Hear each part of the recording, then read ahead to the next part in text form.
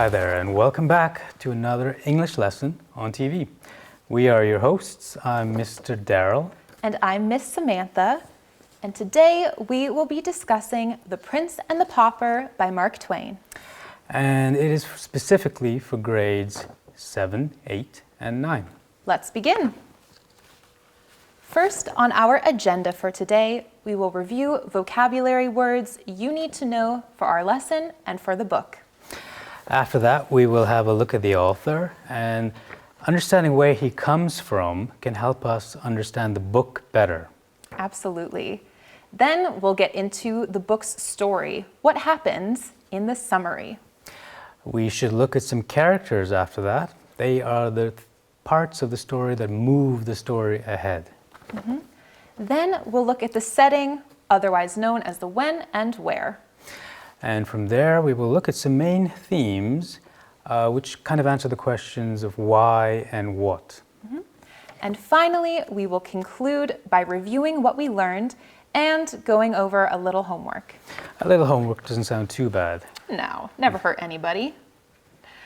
So our first vocabulary word for today you will find in the title of our book. It is pauper, and a pauper is a very poor person.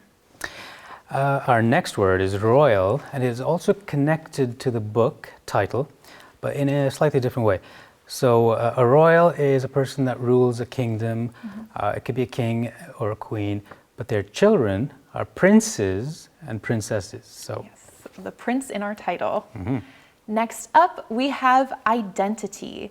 Identity is the characteristics that make a person who he or she is. And one of the characteristics of someone's identity is their appearance. Mm-hmm. So that's our next word, appearance. And it is the way someone looks or seems to look. Yes. Now we have to switch. To switch means to change positions or to change places. This will be a huge plot point for our story today. Indeed. Our next word is the verb to judge, and it is to form an opinion about someone or something. Mm-hmm. Now we have inequality, and an inequality is a difference in quality or amount. It's when things are not equal. Mm-hmm. Again, we end on a good word, mercy. Mercy is when you show kindness, compassion, and when you forgive other people. Yes, that is a great word. That brings us to talking about the author. Daryl, why? Why must we talk about the author? Well, I think it's important to talk about the author, Samantha, because understanding where the author comes from, understanding his background. Or her background. Or her background, indeed. I mustn't forget the great authors throughout history. His or her background, and will give us a better picture of the book. Absolutely, very well said. So let's get into our specific author of the day, Mark Twain. Mark Twain, he is one of the great American authors, one of the greatest actually. He's got a lot of books with classic characters, Tom Sawyer, Huckleberry Finn.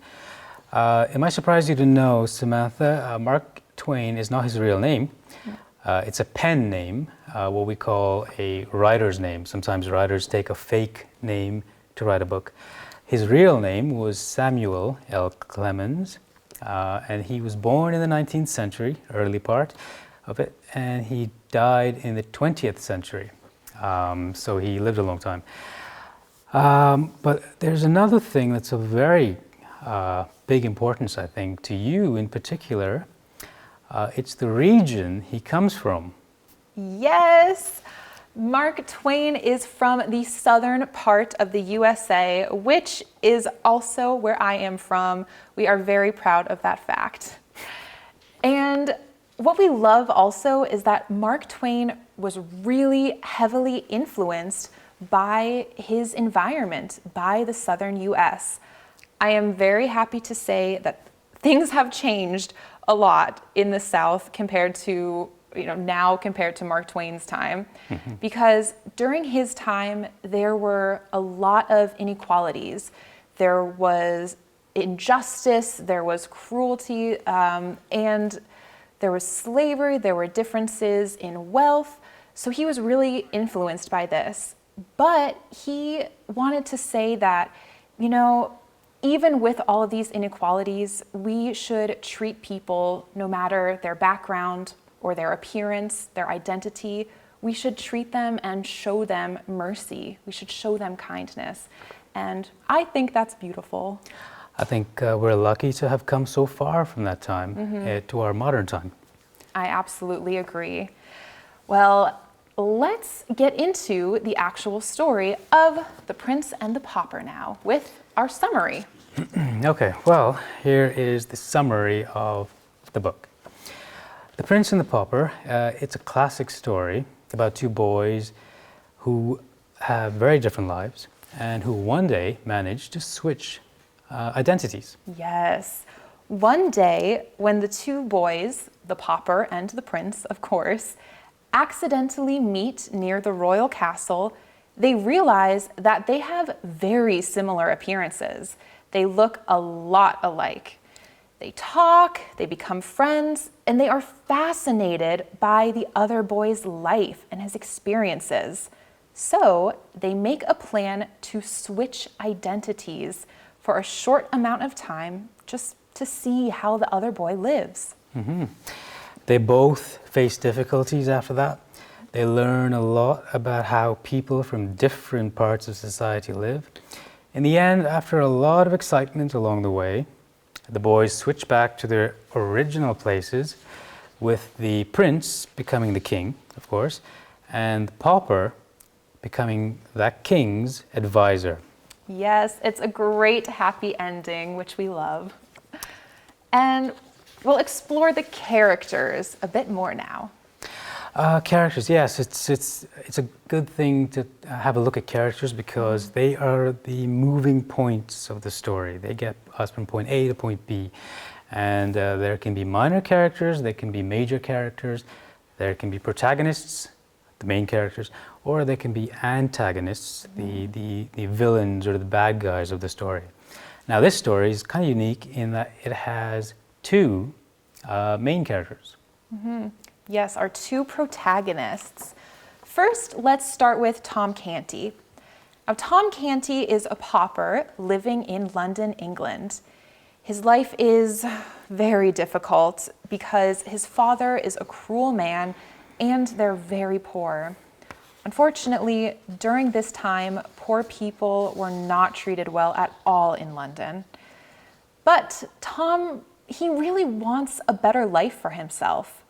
Luckily, he is clever with a good heart, so he has good ideas and he always does the right thing, which helps him have a good life in the end.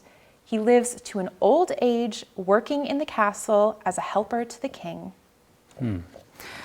Our second main character is the prince, and his name is Edward. He is, of course, King Henry VIII's son. And his life seems much easier than Tom's because he's got everything he ever wants. He lives in a castle. He is rich beyond compare. But he's always had a desire to live a normal life. And so that's what motivates him to switch places with Tom, to find out how normal kids live in England at the time. But when he does that, he learns how cruel and how unjust the society is. And this is when he decides to come back as a king and try and show mercy to all. Yes, that is great. Now that we know the who, let's look at the setting. Yes, and what is setting all about, Samantha? Well, setting is the time and place, or when and where, that the story takes place. So let's look at our setting of The Prince and the Pauper. Now, this is slightly interesting, and it brings up a genre that is also very interesting. Mark Twain, who lived in the 19th century, as you remember me mentioning before, is writing a story that's in the 16th century, in the year 1547. So quite a long time before his own time. Yes. Now, the question comes up, why write a story about a time that's not your own? And I think the idea of writing such historical fiction, as it's known, historical fiction is the genre, is to make the past speak to the present and try and change the present by looking at the past. Wow, that is a great genre then. It can accomplish a lot. And much like the when, the where is something Mark Twain wasn't personally familiar with. He did not grow up in London, England, as we know, but he did a lot of research to make sure that he wrote his book as accurately as possible to really reflect London, England at the time. Keep in mind that this is the rule of King Henry VIII, a real king, a real historical king. And he was a cruel king, and there were a lot of inequalities in society at that time. Yes. It's also important to remember that even though the time, the place, and even some of the characters are real, that this story is not. It is fiction. It didn't really happen. But let's now focus on some main themes. Oh, that's an interesting topic. You'll have to explain that a bit more. I would love to explain that a bit more. Now, the main theme of a story is what the author is trying to communicate through the characters and events. In other words, the main theme of a book is the main idea of that book. And Daryl, would you mind telling us a little bit about the main theme of this book? I would. As we've discussed before, I think one of the main themes is that of appearance versus reality. So the way something looks as opposed to what it really is. And this is important because we often judge people by the way they look, not understanding who they might be inside. And this book brings that theme out really well, I think. If you met the prince on the street, and if you didn't know who he was, you wouldn't treat him well. That's true. Which brings us to our next main theme of this book, which is mercy, showing mercy to others. Because you're right, sometimes it's easy to judge people by their appearances, but this book tells us we shouldn't do that.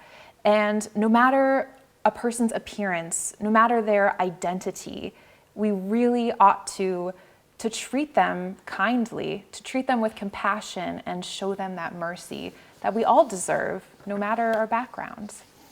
Indeed. But it looks like we're almost out of time, so let's review what we've learned today. First, we started by talking about the author and his life. Then we moved on to the summary about how these two boys from very different backgrounds switch identities. Next, we explored those characters more, the prince and the pauper. We looked at the setting of London, England in the 16th century. And finally, we talked about the very important themes of appearances versus reality and showing mercy to all. This would be a good place to go over the vocabulary. We had a bunch of words in the beginning, and I think I should recall them right now. They are pauper, royal, identity, appearance, to switch, to judge, inequality, and mercy. Yes, that word keeps coming back up as our main theme in our vocabulary. It's a great word. It is. Now, as promised, we will get to the homework. Homework. Samantha, I think you would agree with me that all of the submittals of essays and assignments and projects from kids all over Georgia has been fun to read.